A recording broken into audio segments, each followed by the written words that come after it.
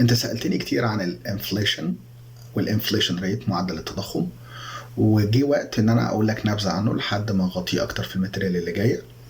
كلمة انفليشن ببساطة هي لما اسعار الحاجات اللي بنشتريها يوميا زي الاكل، اللبس، الايجار تعلى، تزيد بشكل مستمر. ده معناه ان نفس الفلوس اللي كانت بتشتري حاجات كتير زمان بقت بتجيب حاجات اقل دلوقتي. كلمة inflation في اللغة لو عملت لها equation معادلة هتلاقيها معناها increasing in prices and decreasing في purchasing power بتاع الكرنسي، العملة داخل البلاد، ولتكن الجنيه المصري في مصر هنا.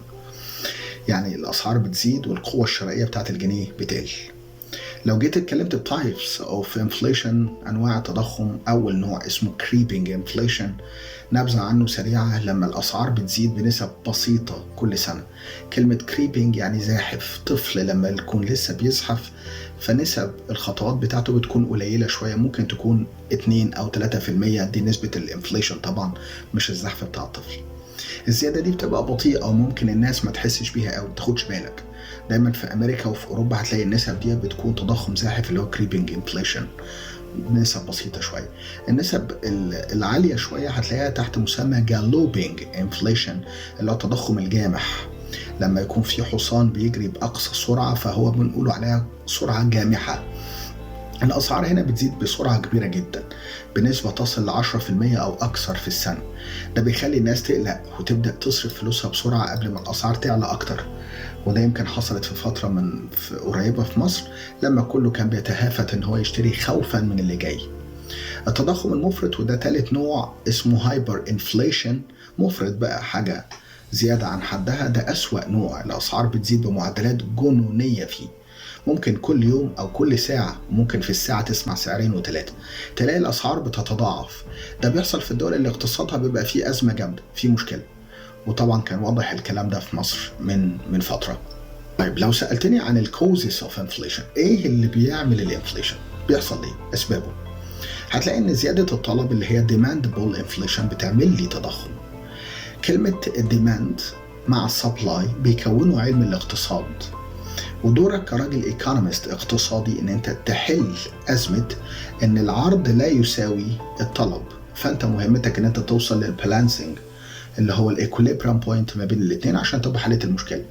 في اللحظة دي بتستخدم استراتيجيز او بوليسيز. كلمة بوليسي هنا عشان تحل بيها أزمة زي ديت معناها solution اللي هو حلول. زيادة الطلب بتؤدي لأسباب تضخم ازاي؟ ده بيحصل لما الطلب على السلع والخدمات بيزيد عن الكمية المتاحة في السوق.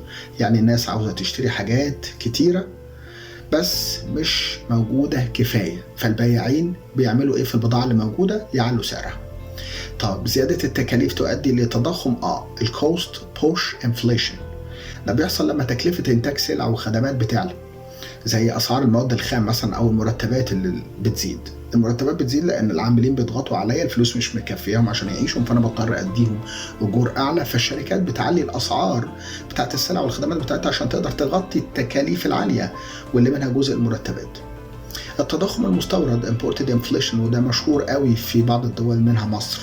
بيحصل لما أسعار السلع المستوردة تزيد بسبب زيادة سعر العملة الأجنبية، أو لما الدولة بتعتمد بشكل كبير على الاستيراد. في اللحظة ديت احنا بنستورد الانفليشن أصلا من الدول اللي بره لأن احنا عندنا مشكلة في العملة.